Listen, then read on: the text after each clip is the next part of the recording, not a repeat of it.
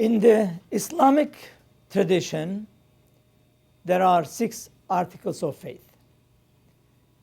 One of these articles is to believe in all prophets of God that came before Islam. We don't know the exact number of prophets who came before the religion of Islam. But there is a saying of the Prophet which suggests that there have been 124,000 prophets before Islam who came to convey the message of God to human beings. The Holy Book of Islam, the Qur'an, mentions only 28 of these prophets of God by name. Some of these are also mentioned in the Jewish and Christian scriptures. Some of the prophets that are shared by the Hebrew Bible, the Gospel, and the Qur'an, I would say their names in English so that we may get a reference to all of them. Enoch, Noah, Abraham, Ishmael, Isaac, Jacob, Lot, Joseph, Jethro, Job, Jonah, Moses, Aaron, Elijah, David, Solomon, Daniel, John the Baptist, and Jesus. These are the prophets of God that mentioned in the Hebrew Bible, in the Gospel, and also in the Quran.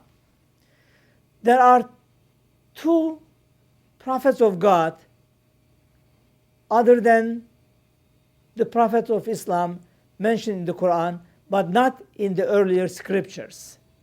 These are Hud and Salih. Hud and Salih are prophets of God mentioned in the Quran, but not in the early scriptures. Some scholars of Islamic thought have suggested that there were also female prophets of God. Mary, the mother of Jesus, is given as an example of a female prophet. Some of the prophets of God have a chapter named after them in the Quran, such as Noah, Abraham, Joseph, Mary, and Muhammad. Peace and blessings be upon them all. Of all of these prophets, there are 5 that are considered the greatest prophets of God. These are Adam, Noah, Moses, Jesus, and Muhammad. Peace and blessings be upon them all. They are very important, but even these 5, though cannot be worshipped, for they are just people, and only God can be worshipped. This is emphasized in the first chapter of the Quran, which is recited in the 5 daily prayers. So Muslims do not worship anything other than God. According to the Islamic tradition, the main reason for sending the messengers of God is to convey the divine message to human beings. In order to convey the divine message, they have to know the language of their people. This is why the Quran in chapter 14, verse 4 says, we. In the Quran, the pronoun we is used for God as a royal term, the ruler of the heavens and the earth. So God says, we have sent no messengers without the tongue of their people. While the specific message sent by God with each prophet varied slightly according to the needs of the people, all of the prophets were in agreement with the first part of the testimony of faith in Islam known as Shahada, which states that there is no deity but God. As such, then, each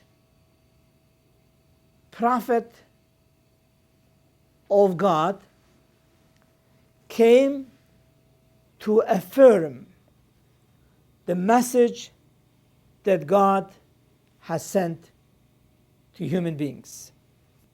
Each prophet had a specific message. This message would be based on the needs of the people and of their time, the needs of their time. For example, the Qur'an describes Jethro, in the Islamic tradition known as Shu'aib, as a prophet who emphasized the importance of not cheating in matters of commerce. And his message focused on that. And therefore, he would speak to his people with that message. Also, from the story of Moses, we understand that his time was very much influenced by magicians. And thus, God supported him with miracles that were able to overcome the magic practiced by Pharaoh's magicians. Similarly, the time of Muhammad was highly influenced by the eloquence of Arabic poetry. God strengthened Muhammad with the eloquence of the Qur'an, which overcame the best of Arabic poetry. Though the specific of messages of later prophets might supersede that of the earlier prophets. For instance, Jesus allowed some things that were previously forbidden. The essence of the messages of each prophet do not contradict each other, and any apparent contradictions come from mistranslating, misremembering, or otherwise misunderstanding the message of the many prophets. Though the prophets from Adam, the first human being who was created from soil and was entrusted by God with vice regency over the earth, through to Jesus, who is a word of God, and even for Islam, the Messiah, who will defeat the Antichrist in the end times, had a message that was specific to their people.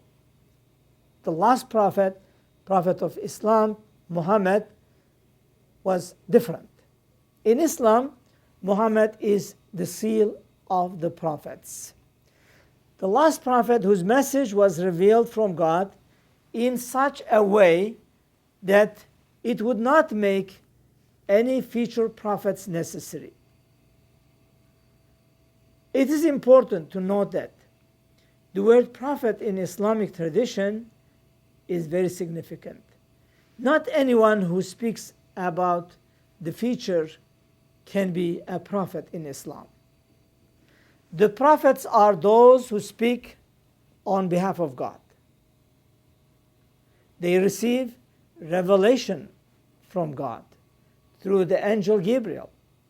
And in order to be a prophet, there are 5 necessary qualities. There are 5 necessary qualities.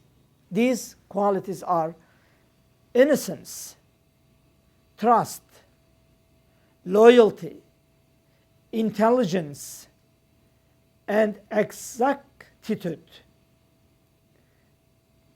These mean they convey the message of God with great trust in God, not putting their own words or ideas into the message of God, instead remaining steadfast to the word of God. There is a strong relationship between all prophets of God. We know from the Qur'an that the Prophet of Islam from time to time was frustrated by stubbornness of his people. He was consoled by the Qur'an's references to earlier prophets.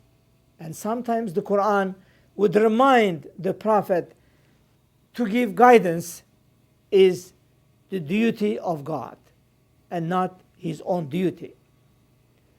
The duty of the prophet was just to convey the message of God. Accepting or not was up to the people. The verse says, "Will you then melt your soul away after them out of grief that they do not believe in this message?" Therefore, in conclusion, for Muslims, in order to be a Muslim, one has to believe in all prophets of God, and not only in the final prophet Muhammad.